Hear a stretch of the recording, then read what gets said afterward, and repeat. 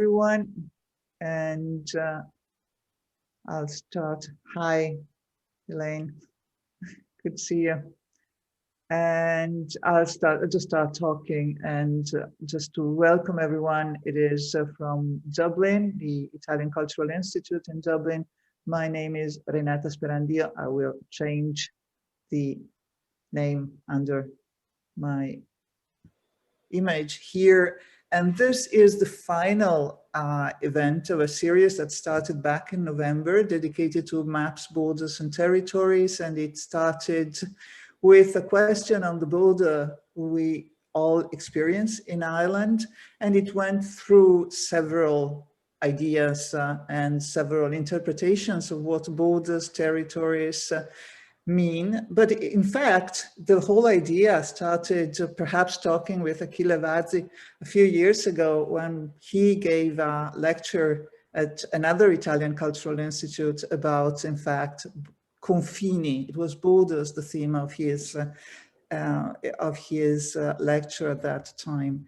So it makes perfect sense that we should finish with him again. So I thank Achille Vazzi and Andrea Borghini for being part of this series, which will be recorded and will be made available to everyone on the website of the Italian Cultural Institute. I will very, very shortly introduce our guest. Achille Vazzi is an Italian philosopher. He teaches at Columbia University, where he is a member of the faculty department. He's been there since 1995.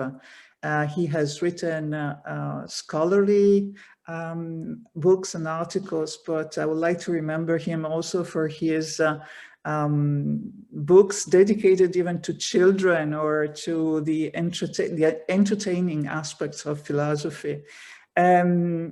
He will talk together with Andrea Borghini, who teaches metaphysics, philosophy, and aesthetics. And his research is extremely interesting and probably unexpected and surprising, since the theme of borders in his studies touches themes connected with food, which makes the whole, research particularly surprising and interesting. So I leave it to them. I thank them again. And yes, it will be possible to ask questions using the chat. And eventually at the end of this encounter, there will probably be time for a discussion. So thank you again, Andrea and Achille, and I leave it to you, Achille. Welcome to Dublin. Thank you. Thank you, Renata. Hi, Andrea. And hello. Good afternoon to everyone. Andrea, so you're connecting from Paris, right? Yes. And I apologize for my voice. It is a bit low. I hope it's going to stay with us the whole time. It will. So you're in Paris, I'm in New York. Renata and others are in Dublin. I saw Nicola is probably in Milan. Of course, it would have been nice to be all together. We know that, but I think we should just be thankful that we can at least meet this way. In fact, I think in many ways it's a blessing. Anyway, let me share the screen so we can show some slides that we have prepared. Let's see if this works.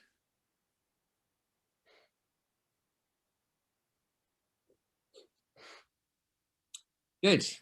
So this is just the title that we have chosen on drawing lines, making cuts, and other philosophical adventures. Let me start right away. I was reading the book of Chuanzu, or Chuanzi, this important text of Taoism from the late Warring States period. There's a section in this book called The Nurturing of Life. And listen what it says. A good cook, says Xuanzi, a good cook changes his knife annually because he slices. An ordinary cook has to change his knife every month because he hacks. Now, this knife of mine I've been using for 19 years, and it has cut thousands of oxen. However, its blade is as sharp as if it had just been sharpened.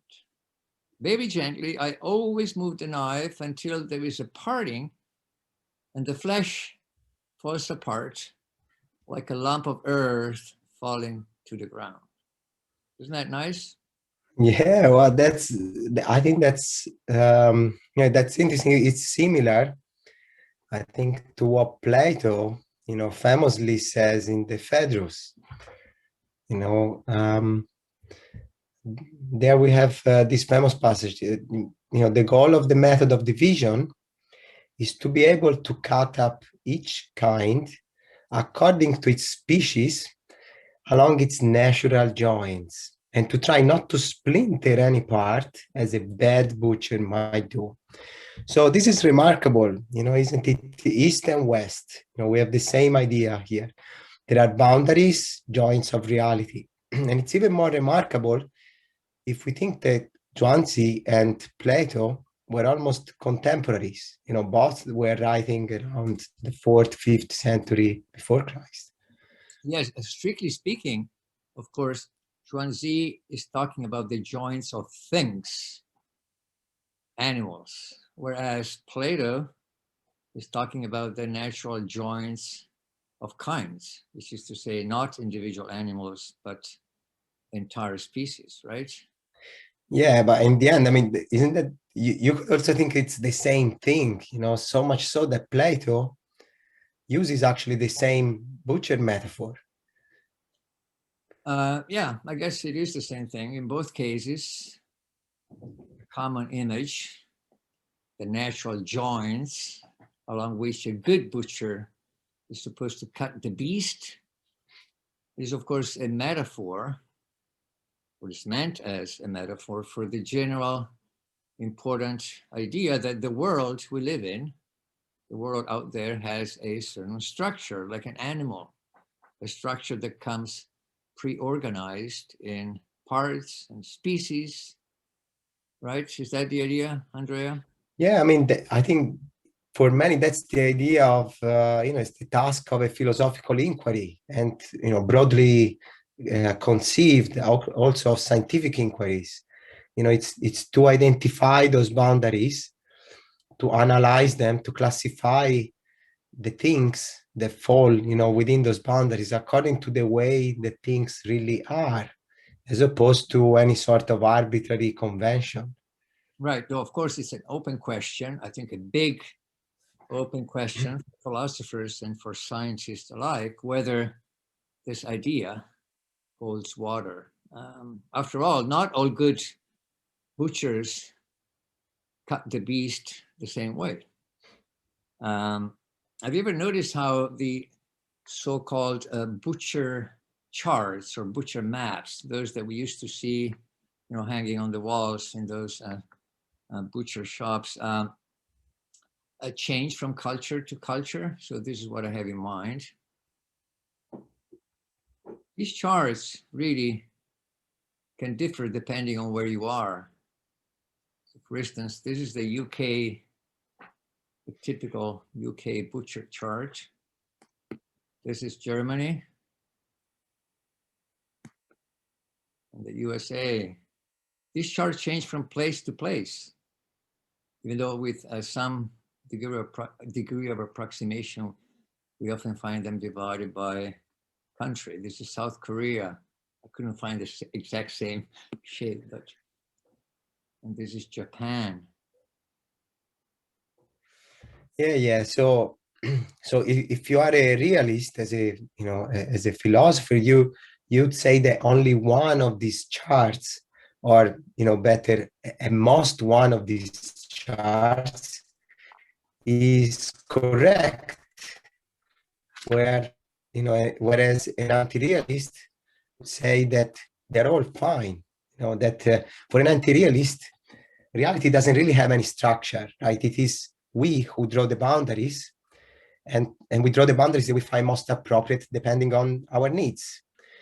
But if that's the case, if the anti-realist is right, then all knives should be the same.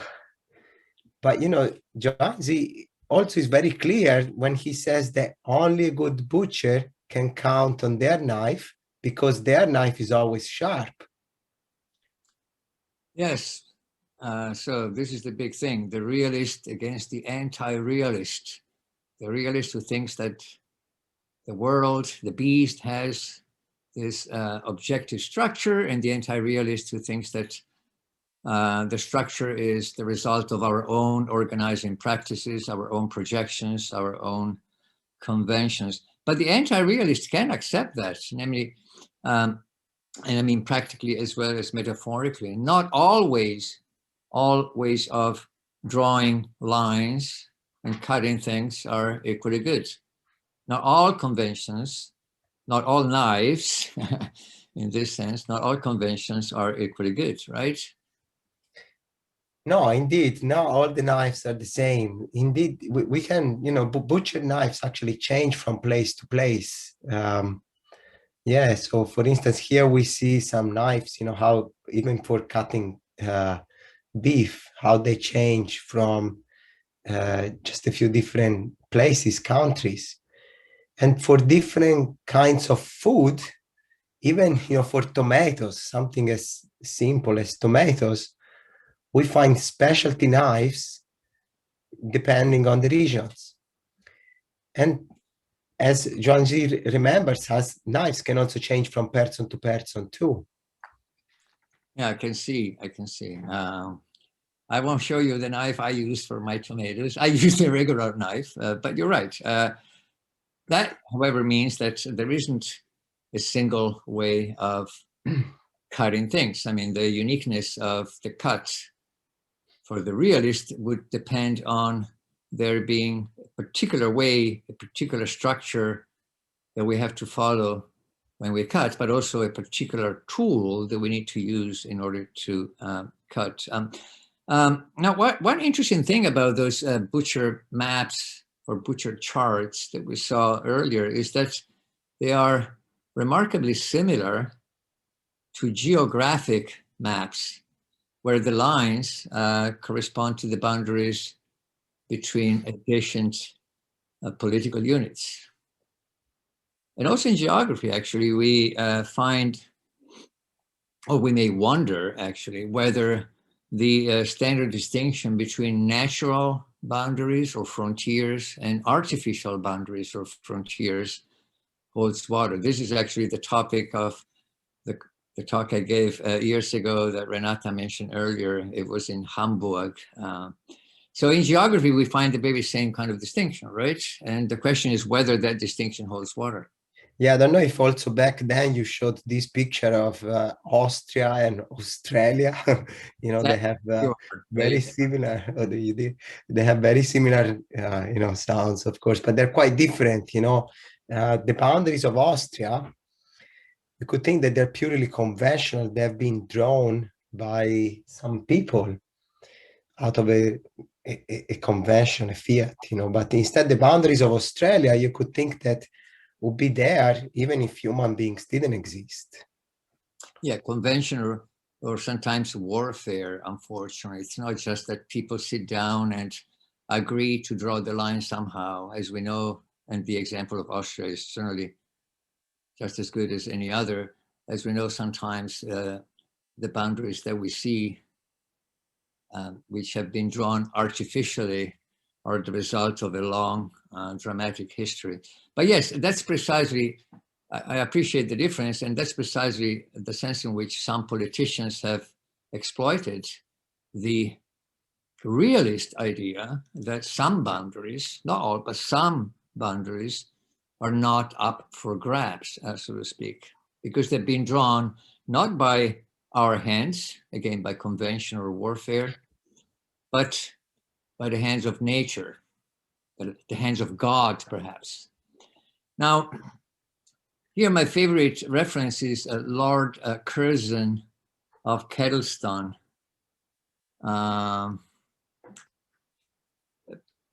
Used to be viceroy in India, not really my favorite politician, I should say, but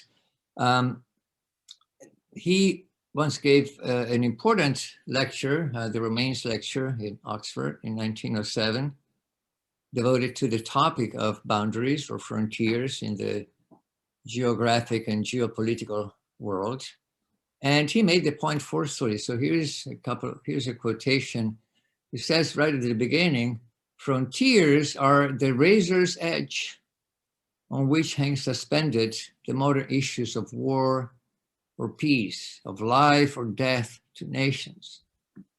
And then, with specific reference to this distinction between natural and artificial boundaries, which he articulated really for the first time to a great extent and showing how important it is. Here's a different passage. He says that a country with easily recognized natural boundaries is more capable of defense and is more assured of a national existence, and we may add persistence, than a country with artificial boundaries, that a country with a sea frontier is in a stronger position than a country which only has land frontiers and requires a powerful army to defend them, that a mountain-girt country is the most secure of internal states. These are the fundamental principles of political geography. Well, looks like he knew what he was talking about. But so at the time of his lecture, you know, the determining the frontiers of the British Empire was a complex diplomatic preoccupation, you know, and if not also a source of international danger. And Curzon himself had just returned from India, as you said, you know, where he served as viceroy for several years and had been responsible for the security of a land frontier of, 5,700 miles in length. Yeah, but we all know, of course, how much rhetoric can hide behind the claim that certain boundaries are not artificial but natural. Remember Danton's speech at the 1793 convention after the declaration of the French Revolutionary Administration of conquered lands. The limits of France are marked by nature. We will reach the four corners of the horizon, to the edge of the Rhine, to the edge of the ocean, to the edge of the Pyrenees, and to the edge of the Alps. The boundaries of our republic must be there. Yeah, I mean, this also reminds me of of a very similar quote in a sense by Mazzini, I mean, in a similar spirit, right? When he said that the Almighty drew sublime, undeniable boundaries all around Italy. On the one hand, the sea, the immense sea, and on the other, the highest mountains of Europe, the Alps. Yeah, pretty much every politician, every leader, every national or regional leader has used this kind of rhetoric. You know, the boundaries have been drawn by nature, or by God, and so that's where they are. Don't touch them. We have a special right to them. And I think Curzon is right when he says that a lot of our political life, especially in modern and recent times, is determined by this kind of rhetoric. A number of wars, a number of conflicts are conflicts about where the boundaries are and where they should be. And the should is really the realist should, the should of someone who thinks that there's something objective as opposed to purely conventional in those boundaries.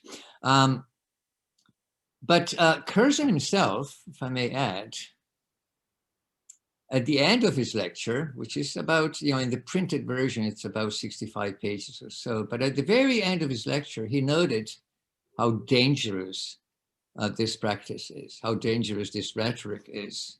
Let me actually read you one more passage. He says, there's also a class of so-called natural frontiers which have been obliged to omit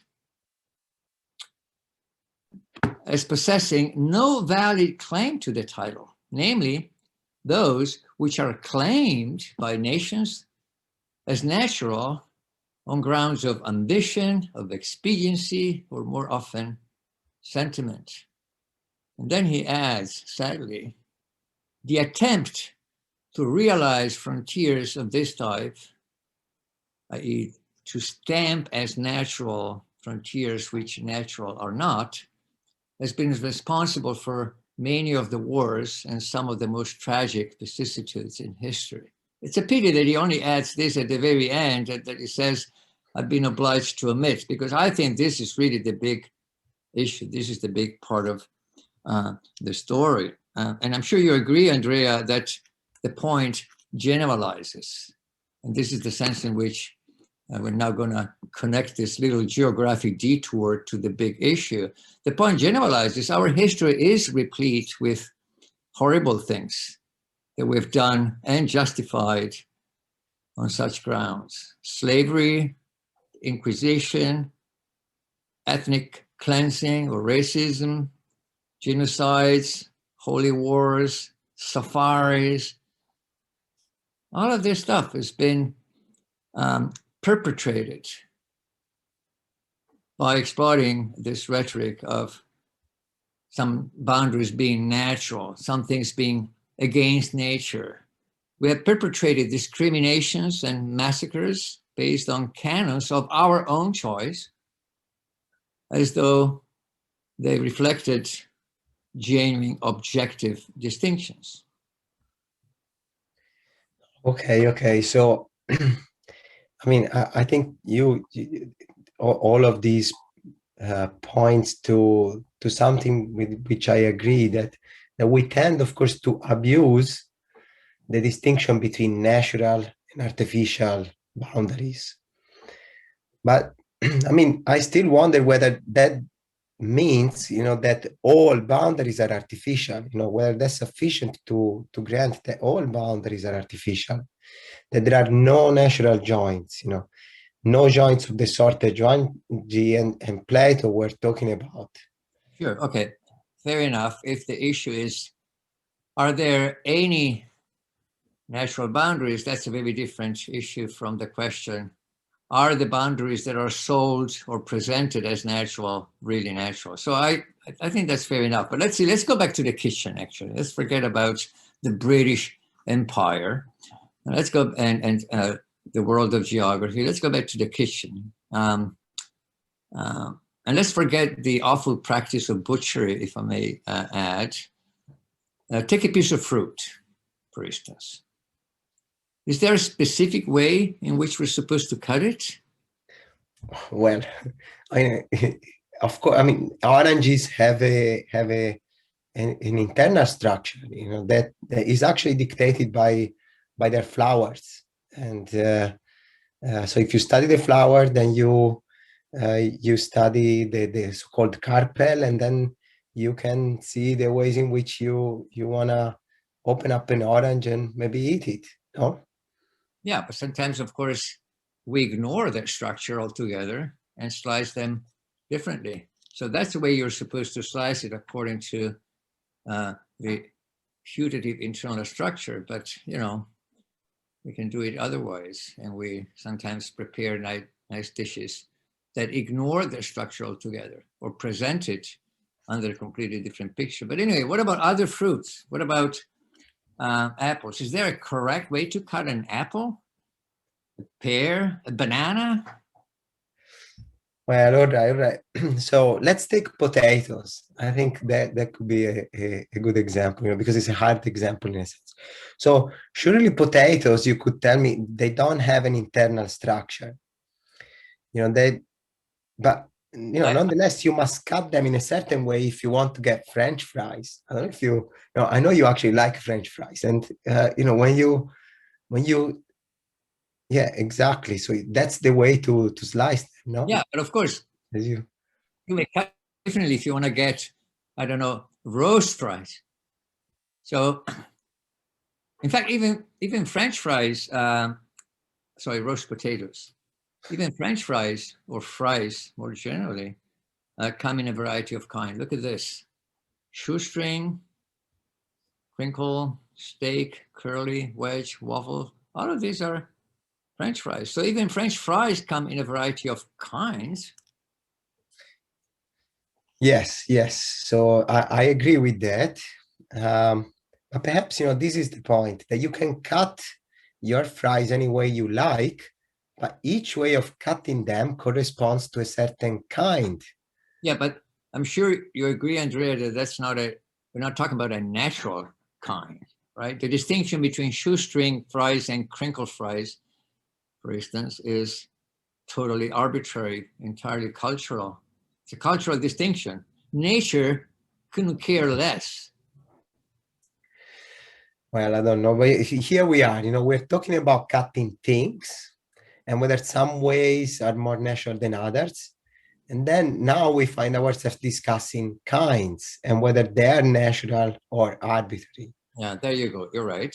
So from Xuanzi to Plato, from the boundaries of things or the joints of things to the joints of kinds. Xuanzi was talking about cutting a piece of meat.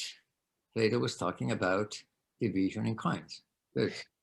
Yes, and of course, it's Plato, the philosopher and scientist, take seriously. So think of the importance of taxonomies in sciences. So beginning with Linneo, if not already with Aristotle, everybody has been trying to figure out how to classify things into species, genera, families, orders, classes, maybe kingdoms. So we see here, these taxonomic ranks.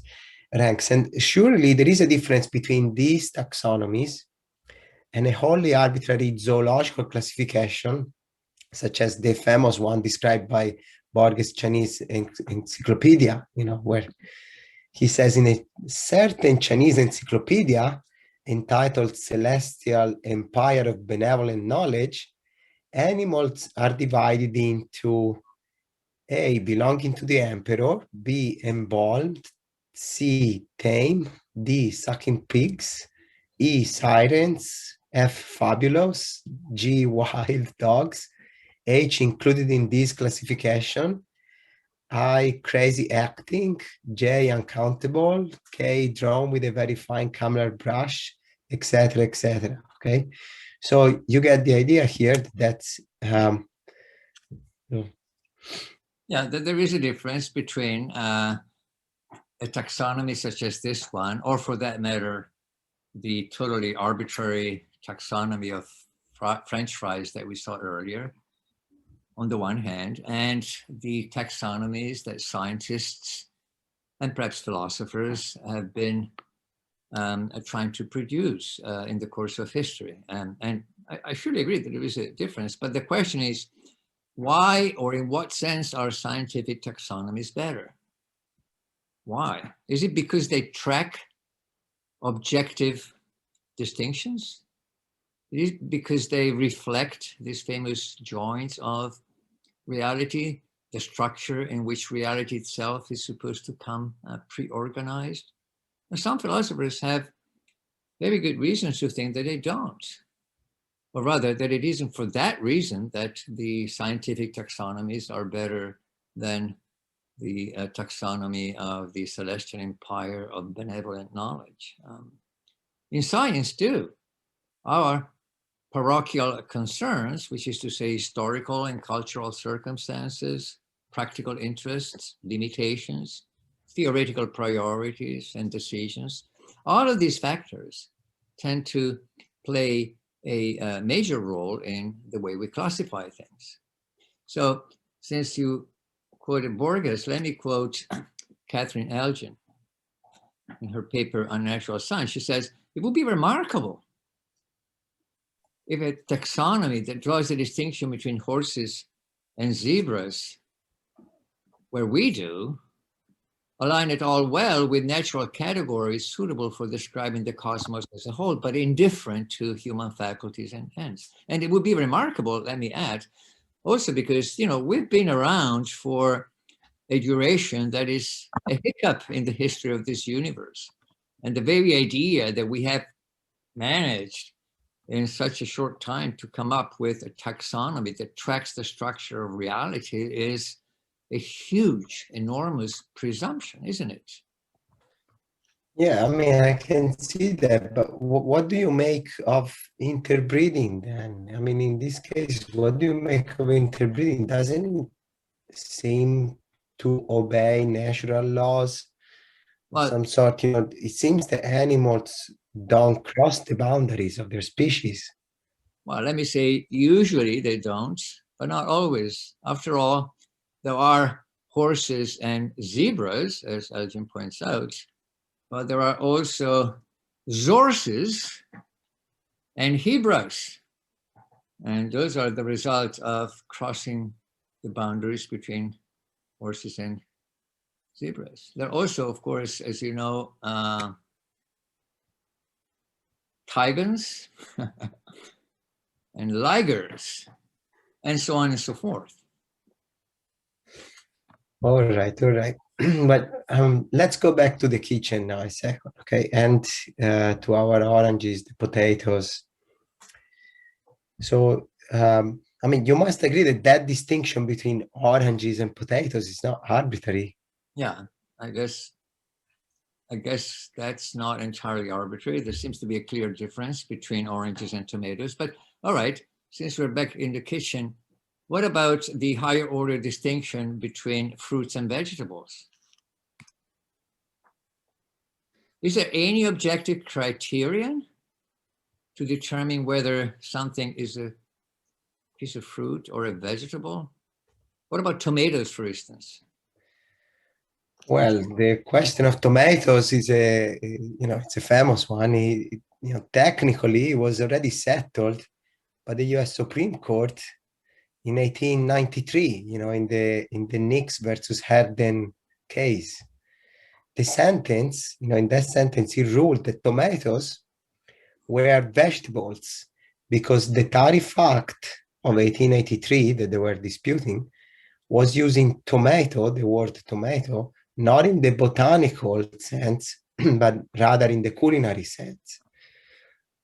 But of course, these matters cannot be settled regardless of place or community, So if you go to Korea, in many places, you might find tomatoes served as fruits. And you might recall, even the New York Times has up in its cooking section a tomato fruit salad with blueberries, raspberries, and pomegranate. And notice that this recipe, was suggested by, as you see up, by Massimo Bottura, right? So in Italian cook. Yeah, that's interesting. That's interesting. Obviously, the fact that the U.S. Supreme Court in 1893 decided something doesn't mean that we should trust them to have the authority to answer our, let me say, philosophical question of whether there is an objective distinction between fruits and salads. But this recipe is actually an interesting example. I remember when I visited Korea, I visited the Italian Cultural Institute also in Korea once. Yes, in fact, tomatoes were served as fruits. Do you have other examples, Andrea? Yeah, I mean, take for instance, wines or cheeses, so we have principled reasons to draw a distinction, say, between a white wine and a red wine. What is it? Well, in red wines, the grape skins are left to ferment along with the must, and this doesn't happen with the white wine. So, and there are also principal reasons for distinguishing between different types, say, of red wines, such as Chianti or Barolo or Barbaresco, right? So here you could look at grape varieties. For instance, Chianti is made primarily of Sangiovese, Barolo of Nebbiolo grapes. Or you could look at production processes. That's in fact what tells the difference between a Barolo and a Barbaresco. They're made from the same grape but in different processes of production. Or some people look at place, and the specific microbiotic or biotic conditions the place can add. Just think of champagne, for example, that we all associate with a place. Yeah, but this suggests that the boundaries are then, at least to some extent, determined by the plants, the production process, and the geographical origin. So they're not quite natural boundaries, right?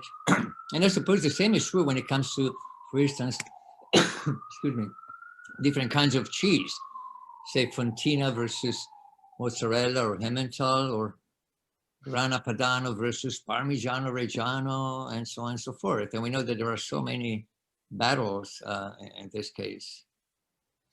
No, there are, but perhaps we shouldn't just focus on geographical indications that are very famous, case and disputed, but there are other very simple items, such as meat, which we mentioned at the beginning, or milk, that can raise quite challenging questions, for philosophers. Really? I would have thought that milk is perhaps the best candidate for a natural kind, along perhaps with, say, water. Yeah, I mean, perhaps, but you may recall that even in Italy, traditionally, many families produced not only dairy milk, but also almond milk, right? And there are other common types of vegetable milk, such as coconut milk or rice milk or soy milk. Here you go, and shouldn't we regard all of these beverages as types of milk? well, not quite. I mean, the matter is controversial. For instance, in the EU, very recently, new rules are being discussed. The rule is known as Amendment 171. And if this amendment is approved, producers will not be able to use terms or imagery that refers or evokes dairy products on any packaging of plant milk and other products like the ones that we're seeing now. And you see in this picture that they all say milk, and they will not be able to do that any longer. And even the bottling would have to be different. And actually, in 2017, there was already a ruling of the European Court of Justice that banned vegan food producers trading in the EU from using terms such as oat milk and soya yogurt on packages. Yeah, I wonder what terms we can use. But anyway, I don't get it. Didn't the European Union also rule that patties made from vegetables can be called burgers, namely veggie burgers? Here is an article from the New York Times. Yeah, no, it did. And yeah, it's that, I mean, let's leave on aside for a second considerations that that concern the influence of lobbies possibly on these decisions, okay? But there are also philosophical reasons that we can try to provide, and that set aside the case of milk and that of meat. So historically, meat stood for anything that was edible. It was basically a synonym for food. The term meat was a synonym for food. And burger owes its name to a place of origin, the German city of Hamburg, of course, which does not really seem to conceptually demand that it is made of beef. In fact, we have burgers made from meats of all sorts, as well as from fishes, and now we just added plants. So meat and burger, Meat and burger have less real boundaries then? Yeah, exactly. That could be the idea, that milk instead has very specific definitions, right? We justify your initial intuition that it was a simple case like water. So technically speaking, dairy milk comes from the mammary glands of the animals that produce it. And vegetable milk is a bit more complex. So it's extracted from heterogeneous parts of the plants with a variety of processes.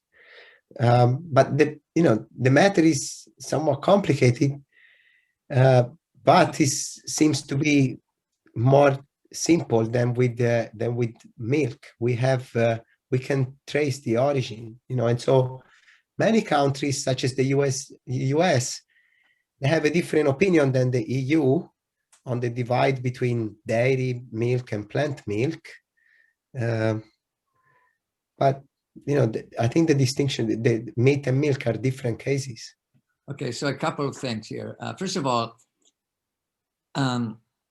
again, tracking the etymology of words or the history of words is one way of looking for the origin of our concepts, but this may change from language to language, so that the meat and food were almost synonyms, say, in English or perhaps in Indo-European languages, is interesting. It tells us something, but it tells us something about us, because language is something that we brought into being.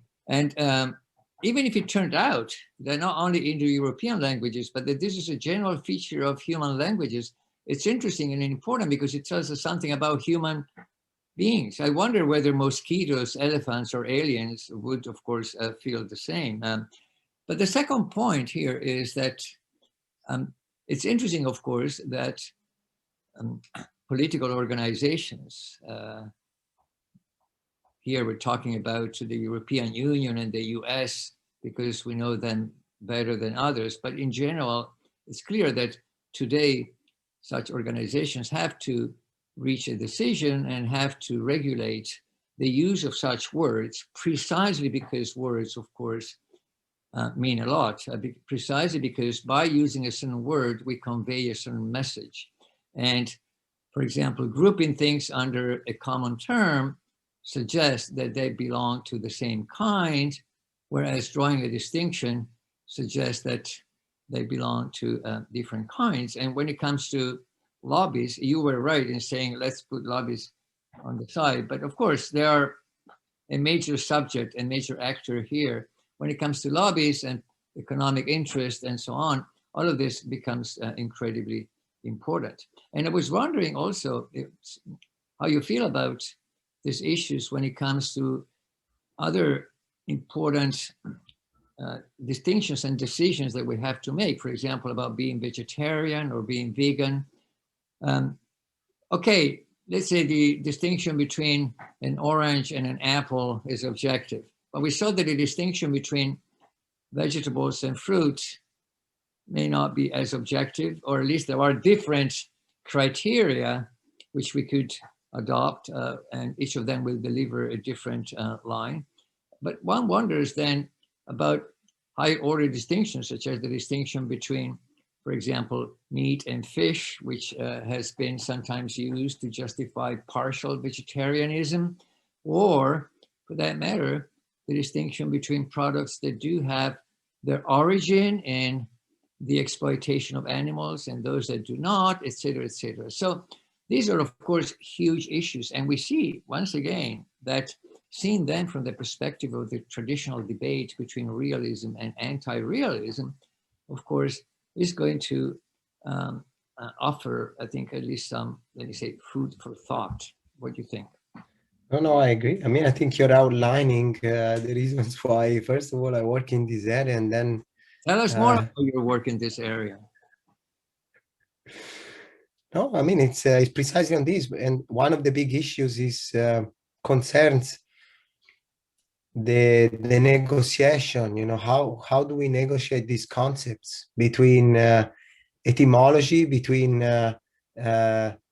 theories, what really could seem like a constraint that is more theoretical, and but also ethical commitments we have, to, for example, with respect to milk, it seems we would have an ethical commitment to claim that plant milk is a type of milk. We should go ahead and do that amendment from ethical perspective. If you look at the consequences, but if you look at the theory, perhaps you may have less reasons than veggie burgers. And how do you balance between those, and who should have a saying on these? How do we proceed on these? For example, should citizens vote? Who should, these are all very complicated questions.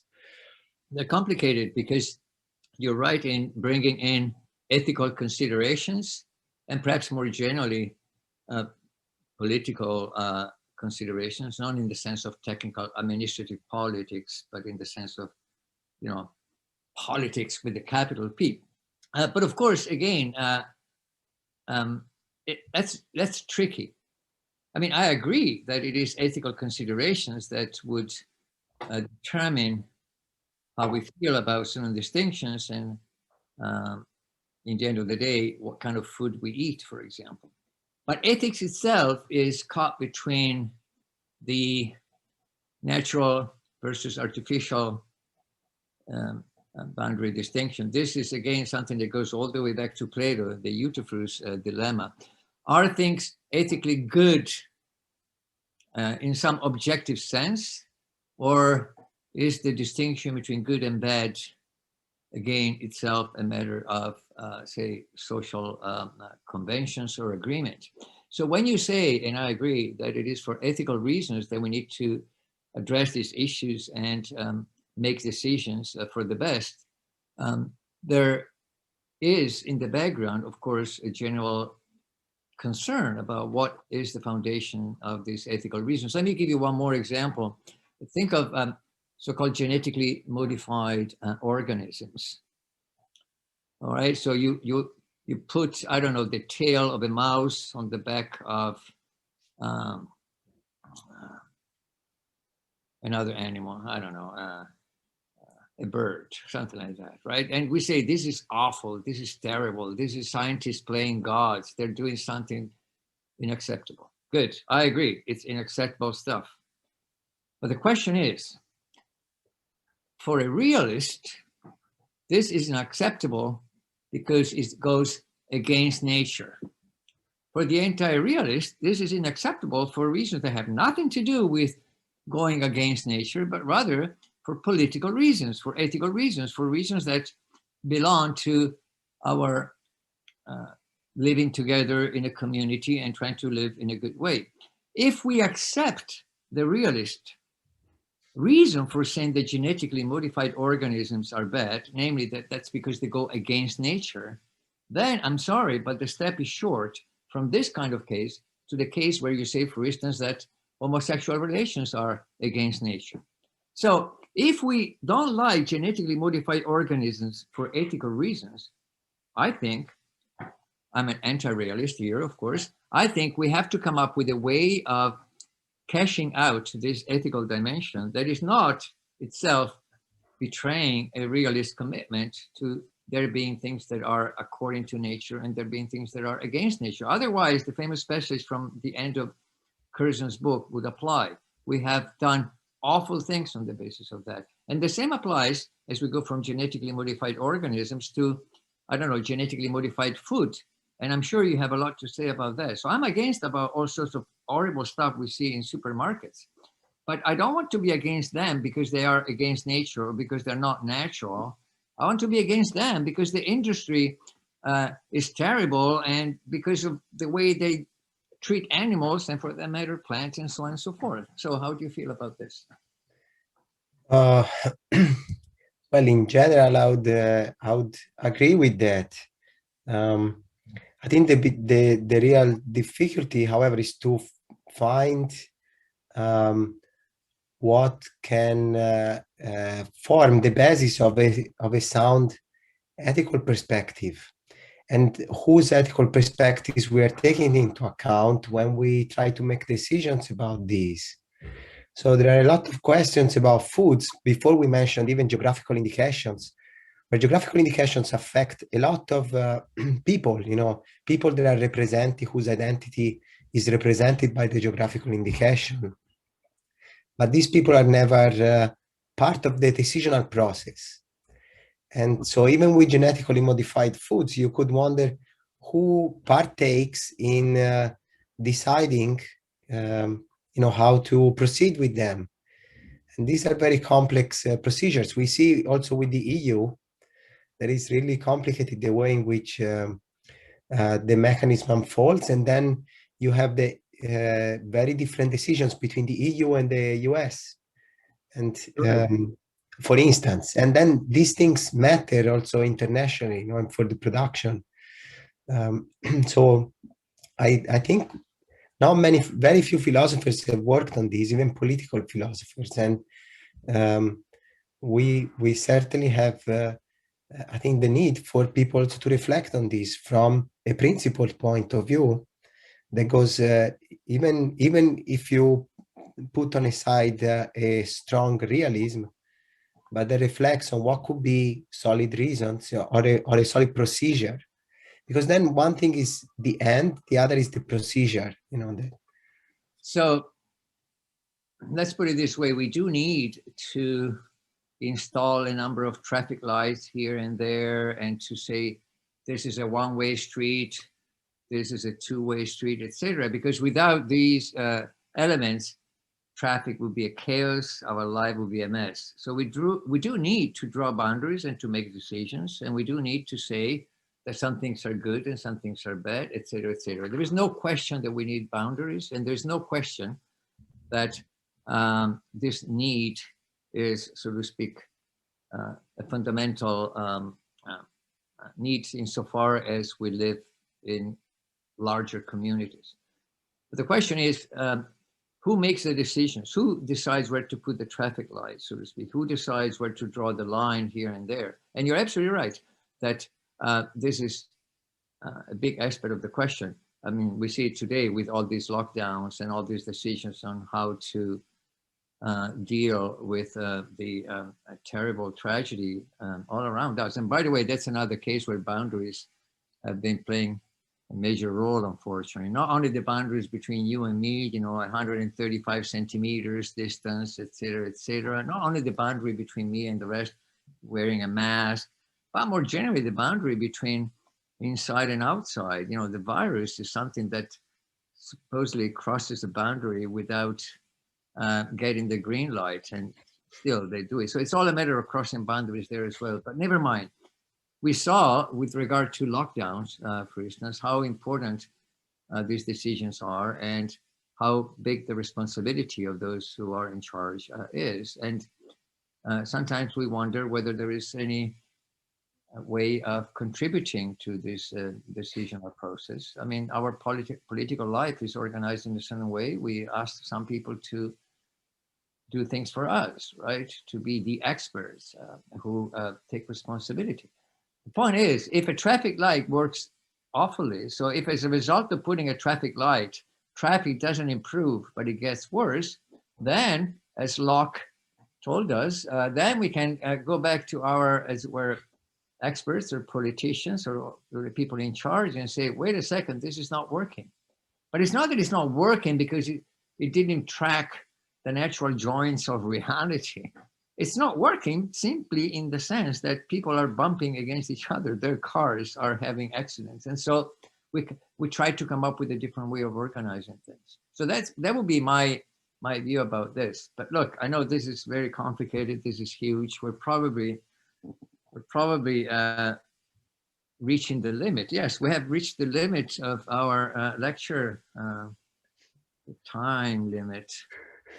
Oh, you mean the boundaries of time? We could talk about that. Yes. I mean, that's a case where I would agree it's all a matter of conventions, actually. Yeah, of course. But you see, conventions are good. Otherwise, it would be going on forever now. So it's good to have a convention and to be told here ends something and here begins something else. By the way, what time is it where you are? It's 1 p.m. here in New York. I take it that over there in Paris, it's 7 p.m. Yeah, and it's in Dublin is 6. It is 6 o'clock, and although time itself is relative, I've heard. It's such a messy convention. Yeah. Boundaries. Yeah. Right. Here are the boundaries. But look, we do our very best. We do our very best. Yeah.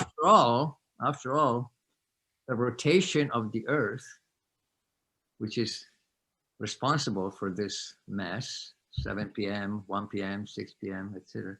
But that's not a convention, is it?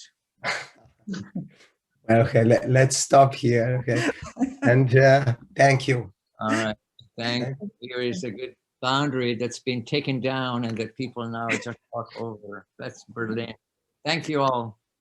And of course, if you have any questions, we're here. Well, thank you very much, Andrea and Achille. And of course, crossing the line seems to be a bad thing sometimes, but apparently we can explore by crossing borders and going beyond. So, discussion is open. There were a few questions. I think at least one which maybe you could have seen in the chat. It was a question on boundaries. If all boundaries are artificial, then the very words island, peninsula, riverbank, etc. merely refer to the artificial. Does that mean that words completely miss the actual thing? Or in traditional terms, does language miss by definition the inner meaning of the objects it intends to refer to? And I think you started actually answering that question while you were talking, Achille. No, that's a very good question. Perhaps I wouldn't say that those words miss, as it were, the actual thing. I would rather say that those words pick out things whose boundaries are not as sharply defined and as natural and they may be supposed to be. From the airplane, yes, you see Australia as marked by what looks like a natural boundary between, say, earth and water. Whereas if you're flying over Europe, you just don't see the boundaries of Austria.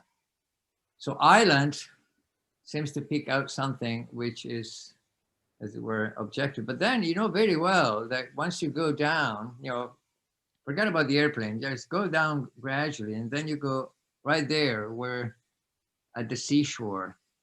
And that beautiful, neat line that you saw from up there disappears. It's a mess. Water comes and goes. It's full of dead fish, cement, trash. Where is that beautiful natural boundary? And even if you were flying over a beautiful virgin island in the middle of the ocean where there's no trash on the beach and no cement, etc., even there is a continuous trade-off between inside and outside. And if we decide that the difference between inside and outside is determined by the water, that's again a decision, and so on and so forth. But, and the same will be true of rivers, and et cetera, et cetera. Peninsula, where does Italy end and where does Switzerland begin? Yes, Mazzini is right, the Alps.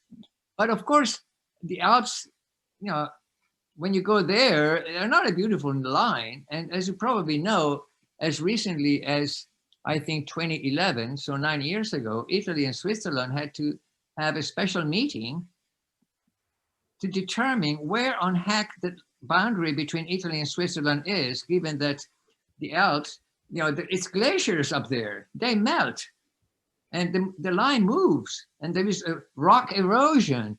And so this boundary between Italy and Switzerland, which is supposed to be a natural boundary drawn by God, is actually in flux.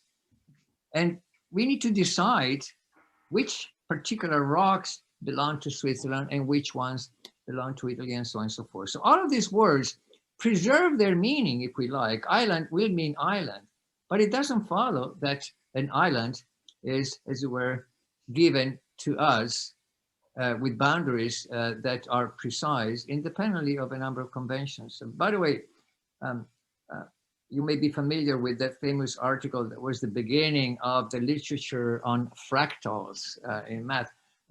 The paper called "How Long is the Coast of Britain?" And of course, you buy different maps at different scales, and the boundary is longer and longer and longer because it's more and more detailed, and so on and so forth. But none of them picks out the exact ultimate boundary, because there isn't an ultimate boundary. I don't know if that answers the question, but it's an additional contribution. Right. So I think Andrea wanted to add something. No, I think it's fine. We're already. Right. So I think what we open up is another series. I see Katia Pizzi here, with whom we started this series. And perhaps next year, we can start from here and explore other boundaries and never be happy, but actually making questions is perhaps the whole purpose of our getting together. So thank you very much to you all. The recording will be available, and yes, and perhaps more questions will come out, and they will probably be addressed to us so that we have material, as I said, for the next series. So thank you very much, Achille and Andrea, and see you soon in Dublin, in Italy, in the US, in France, wherever we could be crossing borders. Okay. Okay. Thanks. Thank you. Bye-bye. Thank you.